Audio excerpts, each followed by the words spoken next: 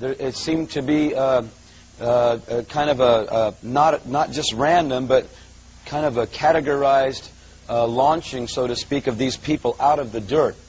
Again, it was very violent. It was almost as though the dirt was receiving a small explosion or something and breaking open. And I literally saw dirt flying. And I saw this all over the globe. It wasn't just in one area. It wasn't just in, say, the United States. It was all over. And when people would begin to come out, their appearance, two things about their appearance first astounded me. The first thing was that the clothes they were wearing seemed to be like a choir robe.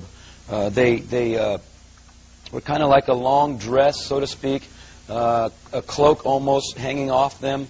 But in the middle of the day, it was like those outfits that entertainers wear when they're under the lights, and the lights, key in on them, and the sequins kind of make the light just shoot off, and they glimmer. These people came out in the middle of the day glimmering. Their outfits and their person was brighter than the sun.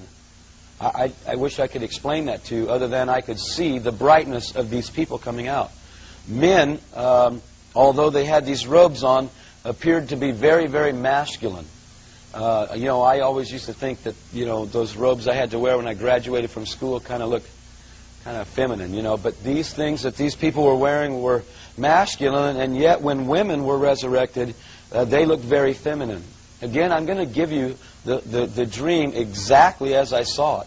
Some things I wish sounded more exciting, and other things I wish were just a bit tamer, but I'm going to give it to you exactly as I saw it. These people that came out, it was difficult for me to explain this over the years. Older people would come out with the appearance that they were old, but they weren't old. You could tell that they had lived a full life, maybe 80 years, 75 years, something like that.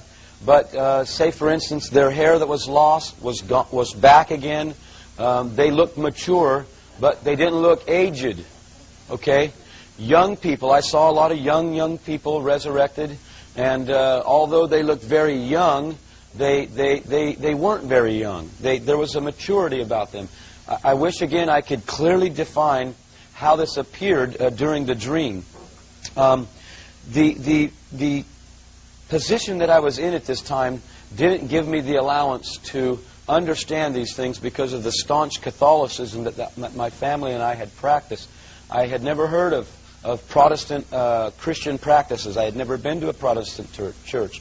I had never experienced someone witnessing to me the gospel of Jesus Christ and the plan of salvation.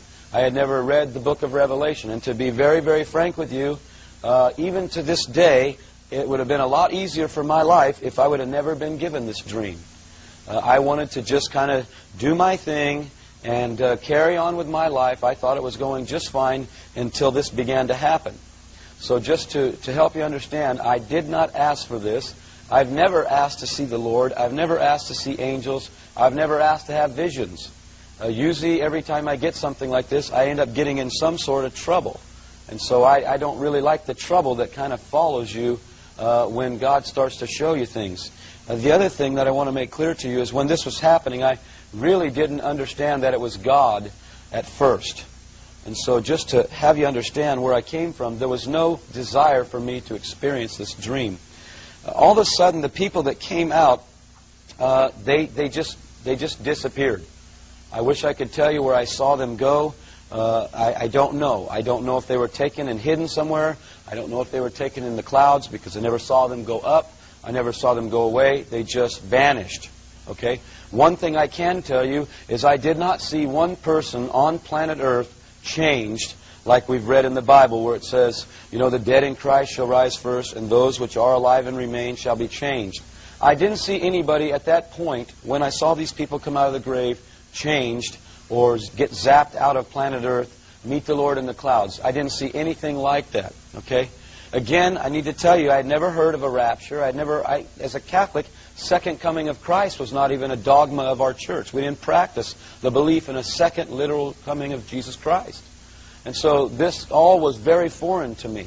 And as soon as these people disappeared, for a lack of words, wherever they went, mass hysteria began to hit the earth. People had the appearance of absolute despair, hysteria.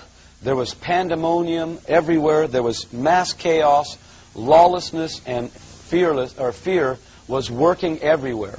I was able again to see in many quadrants of the earth, and there wasn't any one nation that was under this. All of the globe was experiencing this. It was a very, very unusual instance that happened. In the dream, I wasn't able always to perceive what was going on, and yet I was still struggling with my mind during the dream. I don't know if you've ever had dreams where you were dreaming things, but in your mind you were very much aware that you were dreaming, and it was almost kind of like you were two people. You know what I mean? It's like you were almost divided. I was seeing the dream happening, and yet in my mind I was really not wanting to be a part of this dream. But to be very frank with you, I had no choice as this dream was unfolding. And by the way, it lasted the whole night with the interruption at about 3 o'clock in the morning. I had no control to come out of this dream. I will tell you that I've learned how to change my dreams. When I go to bed and the devil decides to try to give me a bad dream, I've learned how to tell my mind, not going there. Nobody's going to chase me with a gun and try to shoot me. I'll just change it. Well, let me tell you, I could not change this one. I wished I could have somehow. Definitely, my life for 20 years, part of it anyways, would have been a whole lot easier. It wasn't easy to receive this. It wasn't easy to sit on it for the amount of time that I've had to sit on it. My credibility has come into question many, many times because of, well, if this is so powerful, why didn't you share it? Well, I firmly believe that if I would have shared this publicly when I got this, one, nobody would believe me, because there was no credibility established in my ministry, and two, it would have probably destroyed me because I didn't possess the character of Christ needful to really walk out something like this and understand what all entails with a revelation like this. Paul talked about revelations coming and bringing trials, and so I know that I really wasn't ready for this. As the mass pandemonium and despair began to permeate society, there was a very unusual event that happened. Television, telephone, radio, and this other unusual communication device I was able to see into many, many homes in the United States, these white boxes that were about this big that looked to be like televisions. And when I saw these, they were in nearly every single home in the U.S. And they would have words written across them, and occasionally it would almost look as though television was playing through them. All of those media devices were shut down for about a 2-week period. I know now that what I was seeing was personal computers in people's homes. In 1980, I've done some studies, by the way, about all the things I saw to see if, in fact, I was hearing something from God, because I'm not about to go on national television or around the globe and share this if it's incorrect. I have a ministry of my own right now, and I don't feel like jeopardizing what the Lord has established for the past 17 years. In 1980 and 81, there was less than 0.5% of American homes that had a computer in it, personal computer. IBM was just transitioning from data entry cards into hard drive and RAM memory into their computer processes. The one computer that was on the scene at the time was called a Commodore. Some of you might remember that. It was actually a word processor with a very, very small amount of memory. And so I saw these in homes just about everywhere. All these things were shut down. One of the things that was happening during this hysteria was many, many peoples were asking, where did these people go? What happened? And all the globe saw this event, or they experienced it afterwards. What I saw in people was that literally nearly everyone I experienced had a great, great look of despair and hopelessness upon their face.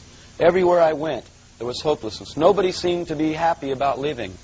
You know, I've never experienced that. I've been to a lot of public places where people are bummed out, not happy, not doing well, but not the globe in masses. I don't know, maybe you've seen that. I haven't. So this hysteria brought a complete hopelessness and total perplexity to just about everyone. The television communications were down for a period of time. Again, people have asked me, well, what do you think caused that? I'm really not positive, but I would like to put something on the overhead tonight to show you an article. And for many of you Prophecy Club folks here tonight, this isn't new information to you. For some of the visitors that might be here, this may be very new information.